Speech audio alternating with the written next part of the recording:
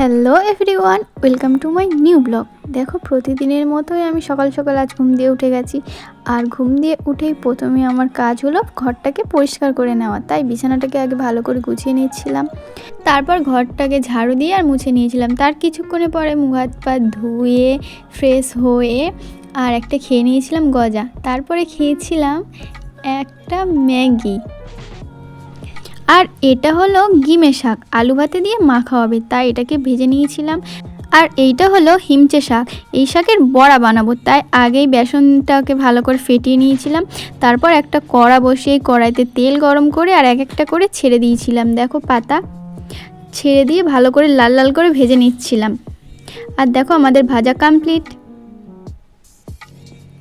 আর আজ আমাদের দুপুরে রান্না হয়েছিল সীতাপাটি মাছের তরকারি, বেগুন ভাজা আর কিমে শাক দিয়ে আলু ভাতে মাখা আর পকোড়া।